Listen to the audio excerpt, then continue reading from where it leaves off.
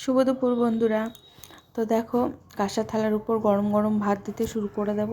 আর দিনটা ছিল বুধবার, আর আমি রান্না করেছিলাম অনেক কিছুই। তা আমার কি মনে হলো একটু ছেলেকে সাজিয়ে গুছিয়ে দিই। আর এদিকে ছেলে বারবার বলছে, আমি সব ভাত দিচ্ছি আর বারবার বলছিল অল্প ভাত দাও, অল্প ভাত দাও, আমার ভালো লাগে না এত ভাত খেতে। যাই হোক, আমি বললাম একটুখানি খা, আজকে অনেক কিছু রান্না করেছি।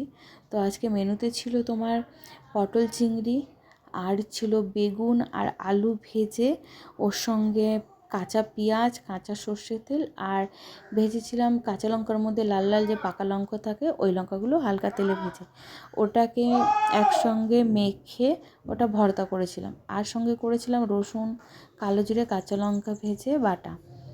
এই হচ্ছে আজকের মেনু। আর ছিল উচ্ছে আলু ভাজা। তো দেখো, এদিকে ভাতটা একটুখানি রাউন্ড রাউন্ড করে দিলাম। আর কি বলো তো, তারপর পোষালো না, মনে হলো আমি আরেকটু গুছিয়ে দিই।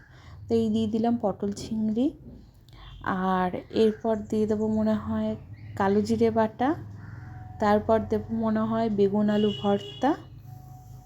যেহেতু কালকে করেছি ভুলে গিয়েছি, যাই হোক, হ্যাঁ কালকেই করেছি আমি দুপুরবেলার মধ্যে। আর এখন দিয়ে দেবো বেগুন আলু ভর্তা।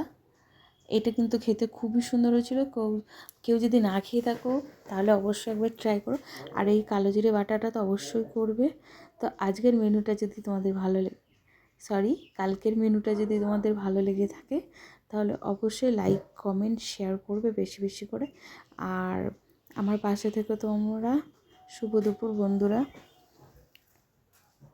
তো আজকের মতো ভিডিওটা এখানেই শেষ করছি। এরপরেও যদি মনে হয় নতুন নতুন কোনো রেসিপি দেখবে বা কোনো থালা এইভাবে সাজানো গুছানো দেখবে, তো অবশ্যই আমাকে কমেন্ট করে জানিও। আর সঙ্গে একটু দেখে দিলাম পটল চিংড়িটা কেমন হয়েছে। তো সঙ্গে জলের গ্লাসটাও দিয়ে দিলাম, ছেলেকে ঘুরিয়ে দিলাম। আর এদিকে আমার ছেলের রিয়াকশানটা একবার দেখো তোমরা, কেমন হাসি মুখে।